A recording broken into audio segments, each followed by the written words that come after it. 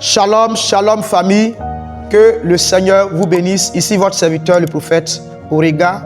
Nous allons aujourd'hui voir un enseignement merveilleux, un enseignement qui fera du bien à tous ceux qui vont nous écouter, à tous ceux qui écoutent et qui suivent cette chaîne. Ce message est merveilleux parce qu'il vient pour éclairer, il vient pour aider certaines personnes à comprendre un point aussi essentiel qui est dans la Bible. Dieu te bénisse. Nous allons prier le Seigneur. Seigneur, parle-nous. Nous avons besoin de ta parole. Que cette parole soit une lumière pour éclairer tout ce qui est flou et tout ce qui est incompréhension au nom de Jésus. Amen. Bien-aimés, le thème que je vais traiter aujourd'hui, le thème aura 2 points. Voilà, nous allons voir 2 parties. Aujourd'hui, nous allons écouter la première partie ensemble et une seconde fois, nous allons partager la suite de notre message. Le thème est les 6 prophètes et leurs caractéristiques. Les 6 prophètes et leurs caractéristiques. Amen. Quand nous lisons Éphésiens, le chapitre 4, verset 11, nous remarquons que l'apôtre Paul nous parle de 5 ministères, à savoir le ministère d'apôtre, prophète, évangéliste, pasteur et docteur. Dans d'autres versions, il est dit enseignant, mais c'est la même chose. Ces 5 ministères que nous appelons dans le jargon théologique les ministères exousia ou ministères d'autorité.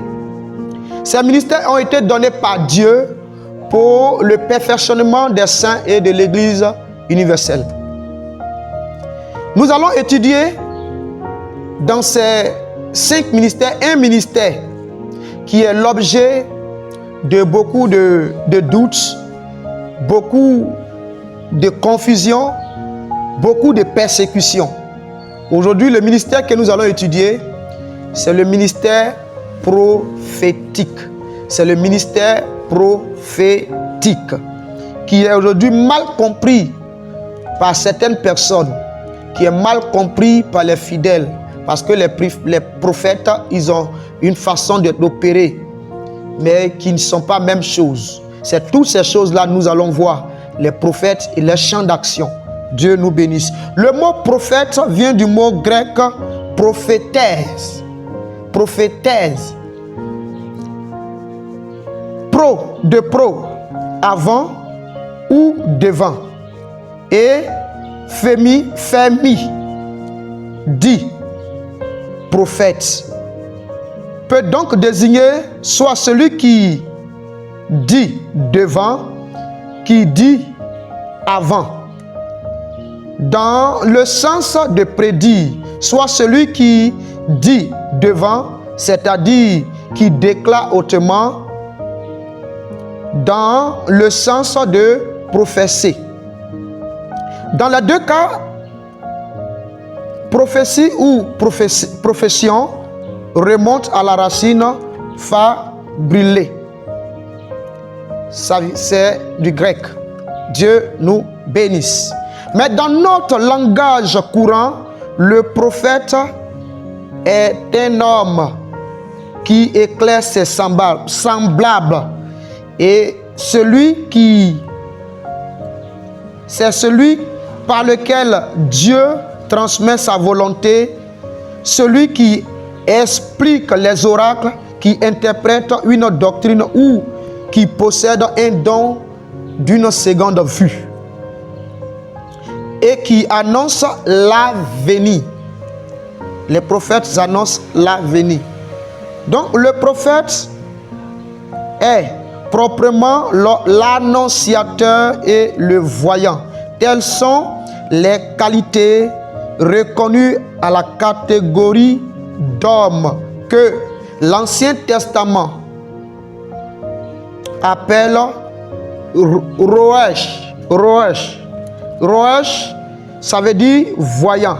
Ou Nabi, qui veut dire prophète. Prophète, porte-parole de Dieu. Bien-aimés, nous allons vous donner des versets sur lesquels vous allez vous appuyer pour nous comprendre, pour comprendre cet enseignement. Je vous donne 1 Samuel 2, verset 27, pour ceux qui nous suivent. 1 Samuel 9, verset 6. 1 Roi 12, verset 22. 2 Rois 4, 21 et 25. On l'appelle parfois le gardien ou la sentinelle. Ésaïe 21, verset 1 le dit. Et Jérémie 6, verset 17. Ézéchiel 3, 17. Ézéchiel 33, verset 7. Et Michée 7, verset 4. Amen. À côté du mot Nabi, nous allons voir aussi, selon l'Ancien Testament, il y a Nébia. À côté du Nabi, il y a Nébia. Nébia qui désigne la prophétesse. Le mot prophétesse en hébreu est Nébia, en grec prophétis, qui signifie comme le prophète porte-parole de Dieu. Nous trouvons dans l'Ancien Testament des personnes qui ont été déjà prophétesses, telles que la sœur de Moïse en Exode 15, verset 20, qui était prophétesse. Nous trouvons aussi en 2 Rois 22, verset 14, Hulda. Hulda, qui était contemporain du roi Josias, elle était aussi prophétesse. Dieu nous bénisse. Donc, le mot prophète et prophétesse sont bibliques. Parce que c'est un ministère authentique qui a ses fondements dans la Bible, dans la parole de Dieu. Donc, en aucun cas, on ne doit dénigrer le ministère prophétique. On peut dénigrer quelqu'un, mais pas le ministère prophétique, parce que le ministère prophétique, c'est un travail de Dieu. C'est le Seigneur qui l'a donné pour le perfectionnement de l'Église et des saints. Dieu nous bénisse. Donc, en somme, un prophète est une personne qui apporte de la part de Dieu, qui a un message, qui apporte de la part de Dieu un message à une nation, à une famille. Il est quelqu'un par qui Dieu passe pour parler, pour s'adresser, pour éclairer, pour illuminer la vie d'une personne par la parole de Dieu. Un prophète est une personne qui vit une vie pure, c'est-à-dire une vie de sanctification. C'est-à-dire, c'est vrai que le Seigneur lui parle, mais lui aussi, il est appelé à vivre dans la sanctification, tout comme les autres ministères qui vivent aussi dans la sanctification. Le prophète se doit aussi également de vivre dans la sanctification. Les prophètes ont aussi de la puissance d'accomplir des signes et des miracles. Deutéronome 18, verset 18 à 20 le dit. En fonction de leur activité, nous pouvons distinguer plusieurs types de prophètes. C'est pour cela, dans la distinction, nous avons compris qu'il y a 6 grands groupes de prophètes. C'est pour cela que nous allons les voir en détail et définir ce qu'ils font. C'est ça les caractéristiques. Donc, le premier groupe de prophètes que nous allons voir, on a le prophète voyant ou chandelier. On les appelle prophètes voyants ou chandeliers. Est-ce que dans la Bible, il y a des personnes qui ont été prophètes voyants ou des chandeliers ou prophètes chandeliers? Oui, on en trouve dans la Bible. On en trouve dans la Bible. Quand nous lisons 1 Samuel 9, verset 6 et 9, 1 Samuel 10, versets 2 à 9. Là, voici un fondement de ce ministère, de ce type de prophète. Le prophète voyant ou chandelier. Quelles sont les caractéristiques de ce prophète alors? C'est un prophète d'orientation. Il apporte la parole de Dieu pour orienter le peuple de Dieu, orienter une nation, orienter quelqu'un. Et éclaire, et pour donner une direction, ou parfois même apporter la lumière dans une situation obscure. On peut consulter un prophète voyant pour connaître la volonté de Dieu dans une affaire. Nous voyons ce type de prophète dans la vie même de Samuel. Samuel était un type de prophète de ce genre. La Bible dit que des gens quittaient partout et partaient consulter Samuel qui était dans une ville nommée Rama. Donc le mot consultation ne doit pas choquer quelqu'un. C'est biblique, il y a un fondement biblique. Tout ce qui n'a pas de fondement biblique peut être objet de doute. Mais il y a les prophètes dont nous parlons aujourd'hui, ils ont un fondement dans la Bible. Donc il n'est pas bon de juger ou de condamner le ministère prophétique. Parce que si le ministère prophétique est de Dieu, que nous le condamnons, nous le jugeons à tort et à travers, nous aurons des problèmes avec le Seigneur. Le deuxième type de prophète, nous avons le prophète intercesseur ou veilleur. Le prophète intercesseur ou veilleur. Est-ce que dans la Bible, il y a eu ce genre de prophètes? Oui, je vous le dis. Je vous donne les versets, vous vérifiez. Genèse 18 et 19, le cas d'Abraham. Il a prié en faveur de Lot. Nous avons aussi Exode 32, versets 4 à 14, Ézéchiel 3, 17, Ézéchiel 22, versets 30 à 31, Habakkuk 2, verset 1. Mais dans le cas d'Ézéchiel, le chapitre 22, verset 30 à 31, le Seigneur a dit ceci: je cherche une personne, je cherche un homme pour prier en faveur d'eux. Donc, les prophètes intercesseurs ou veilleurs, ils ont une source, un fondement dans la parole de Dieu. Leur ministère est authentifié, est authentique. Dieu te bénisse. Mais quelles sont leurs caractéristiques? Quel est leur champ d'opération?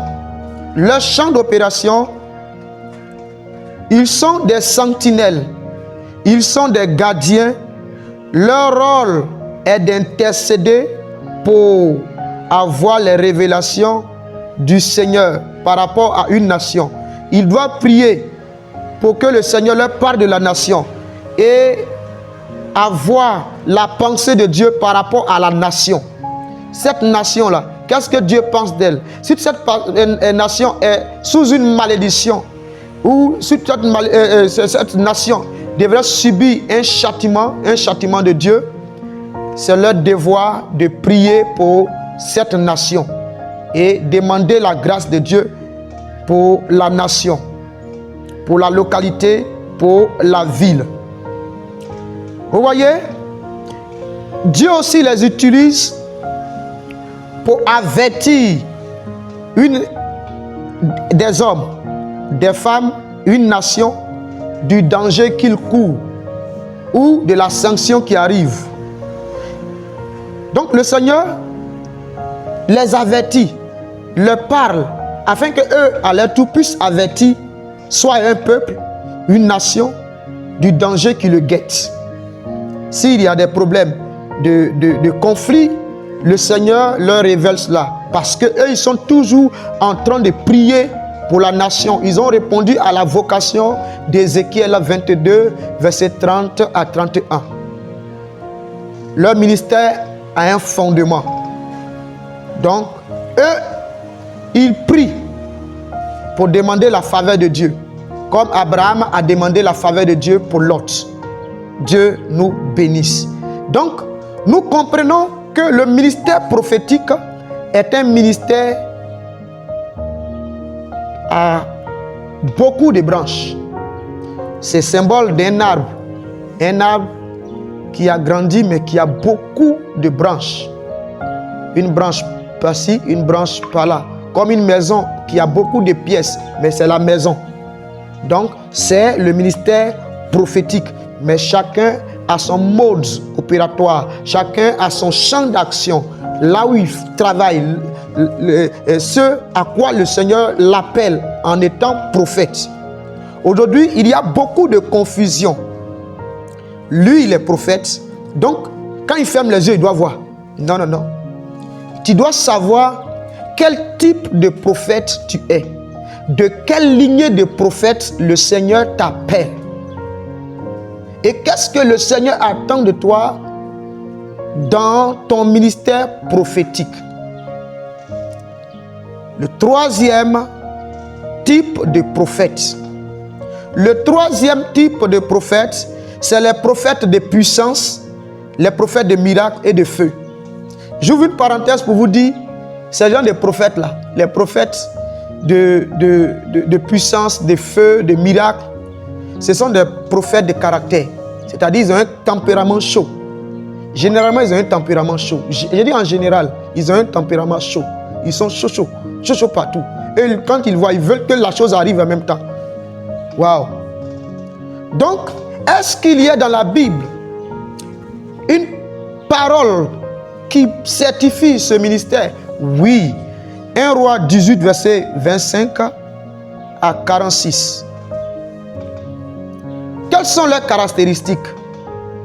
Quel est leur champ d'action? Voyons, ce sont des prophètes de prodiges. Car c'est par eux que Dieu fait connaître à son peuple et aux nations sa puissance et sa gloire. Leur spécialité, c'est la guérison des âmes, la guérison des maladies même incurables, la délivrance, les miracles extraordinaires. Au nom de ces prophètes, nous pouvons citer ici Moïse, Élie et son fils Élisée, etc. Il y en a plusieurs. On peut voir Élie et les prophètes de Baal qui ont marqué la différence d'un miracle extraordinaire. L'eau qui était là, l'eau a séché, le feu a pris le dessus. Voyons. Donc, 6 types, 6 prophètes et leurs caractéristiques. Les prophètes sont un ministère, sinon le prophétique est un ministère comme tous les autres ministères. Le Seigneur a envoyé le prophète, sinon les prophètes, pour le perfectionnement des saints et de l'Église universelle. L'objectif pour lequel le Seigneur envoie le prophétique, c'est de passer par eux, c'est d'être des éclaireurs. On a vu aujourd'hui 3 types de prophètes. Donc, je vais faire une conclusion. Je vais conclure ce que nous avons vu pour ceux qui sont venus tomber vers la fin, qui sont venus nous prendre en marche. Nous avons dit que l'apôtre Paul, selon Éphésiens le chapitre 4, verset 11, il a cité 5 types de ministères. Dans ces 5 types de ministères, nous sommes planchés sur un ministère qui est objet de beaucoup de tirailleries. C'est-à-dire un ministère qui est accusé à tort et à travers, à savoir le ministère prophétique. Nous voyons ici que le ministère prophétique n'est pas différent des autres ministères, parce que c'est le même corps du Seigneur, c'est la même mission, c'est pour le salut des âmes, pour l'édification. La Bible même a ajouté, c'est pour l'édification et le perfectionnement aussi des saints et de l'Église universelle. Donc, nous avons parlé de 6 prophètes et leurs caractéristiques. Aujourd'hui, nous avons vu 3. Les 3 que nous avons vus, le premier était le prophète voyant ou chandelier. On a dit que eux, leur champ d'action, c'est d'orienter. Dieu leur parle pour dire, toi, comme ça, faut pas faire ça, faut pas faire ça. Eux, leur champ d'action, c'est pour éclairer. On peut, ce type de prophètes-là, on les consulte. On peut les consulter pour nous donner un éclairage sur une situation ou nous éclairer dans une affaire. On a vu également les prophètes intercesseurs ou veilleurs. Ce sont des prophètes de prière. Eux, leur force se trouve dans la prière. Ils sont des hommes et des femmes de prière. Donc, ce dont je parle aujourd'hui, il est vraiment important. Il s'agit du ministère prophétique, soit du prophète ou de la prophétesse. Donc tout ce que j'ai dit là, ça concerne le prophète et la prophétesse. C'est la même chose. On a dit que le Nabi et Nebia, Nabi, c'est le féminin des prophètes. C'est le masculin.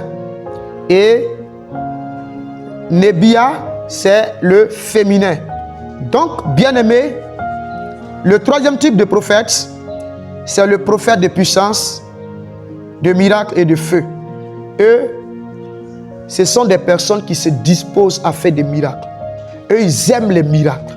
Dieu passe par eux pour produire des miracles. C'est par eux que Dieu glorifie son nom pour montrer à son peuple qu'il est un Dieu qui fait des miracles, un Dieu qui n'a point changé, un Dieu qui est capable d'agir et de tout faire. Que le Seigneur te bénisse. C'était votre serviteur, le prophète Ézéchiel.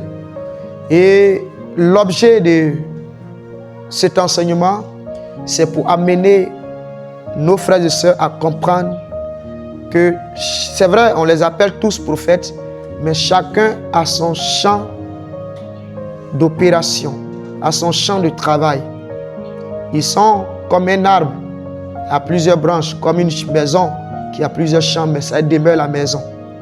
Dieu vous bénisse. Ne manque pas pour nous aider. Nous voulons gagner le maximum de personnes. Nous voulons que le maximum de personnes puissent nous suivre. Alors, ce que tu dois faire, c'est de partager la vidéo. C'est de la liker. C'est de t'abonner si tu n'es pas encore abonné. Et c'est d'ajouter un commentaire. Il peut être bon comme mauvais, mais c'est un commentaire. Dieu vous bénisse. Shalom.